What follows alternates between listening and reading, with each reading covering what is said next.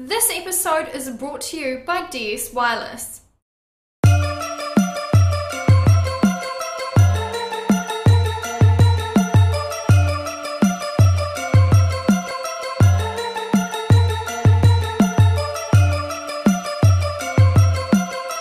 Hi guys, welcome to this very special edition of The Social Life. We're here at New Zealand Fashion Week to find out how social media and this amazing event come together.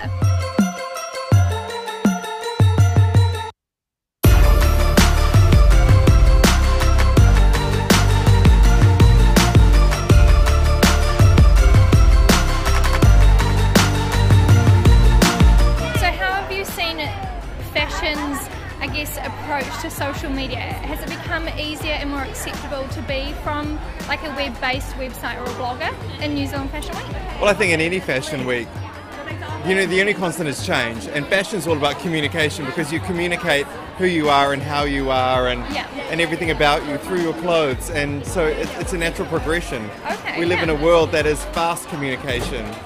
And fashion is the fastest sense of communication. You look at someone in 2 seconds, you do kind of work out who they are. And so blogging and everything does fit in with all of that beautifully. This year, social media is the new black.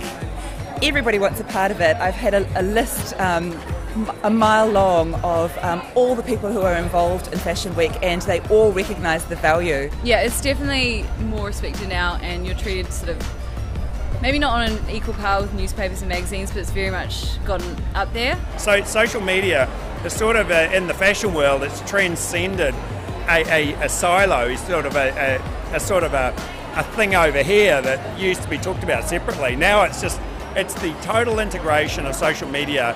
I don't think it sits anywhere better in my world, in my realm, than fashion. So are people turning to blogs and online communities for fashion tips and advice? Yeah, I think they are, but I've got to say that there's a bit of a shakeout happening. There's a lot of blogs that were just people saying, look what I'm wearing today, and I think what you're finding is there are people whose day jobs are really seriously good professional day jobs, and then they're also blogging as well, so those are the blogs people are reading.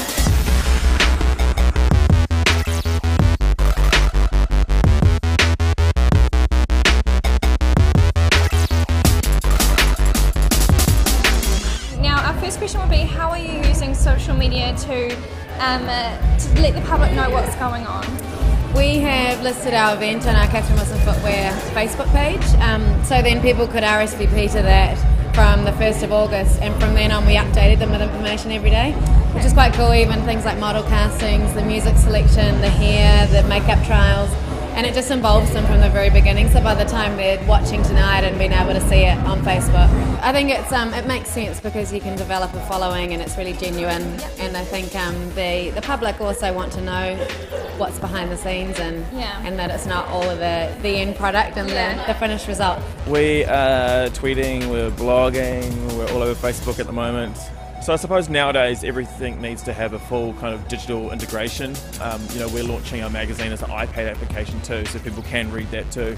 I have to say that in terms of meeting up with designers for interviews, Twitter has been completely invaluable. You can't get hold of them on their phones because they've often got their phone on silent, but they're checking their tweets all the time and they're looking at the hashtags.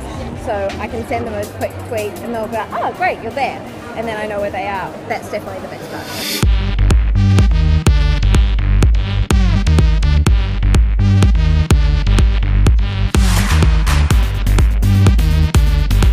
So as they say in fashion, one day you're in, the next day you're out. Do you see social media going the same way?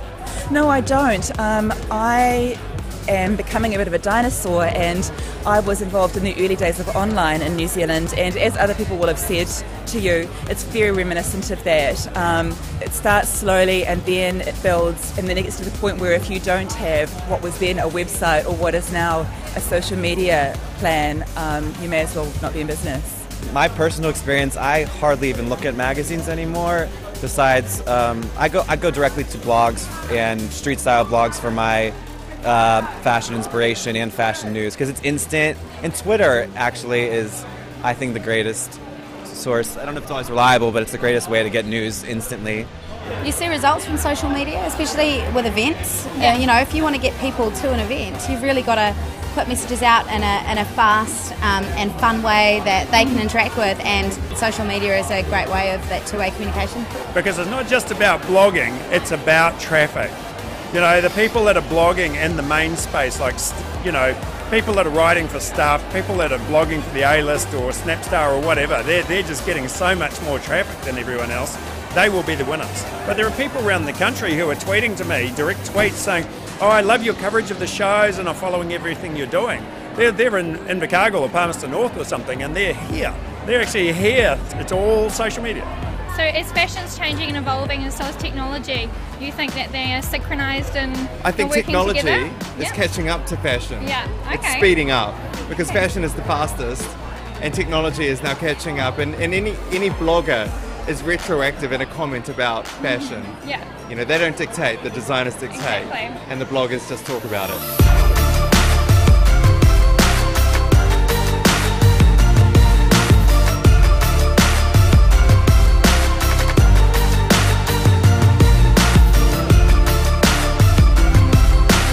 So we hope you enjoyed this special edition of The Social Life, and as you can see, social media has played a huge impact on Fashion Week this year. From the people we've talked to, we know that not only is social media a big part in promoting this event, but it's also a big part of the media that they invite to cover the event as well.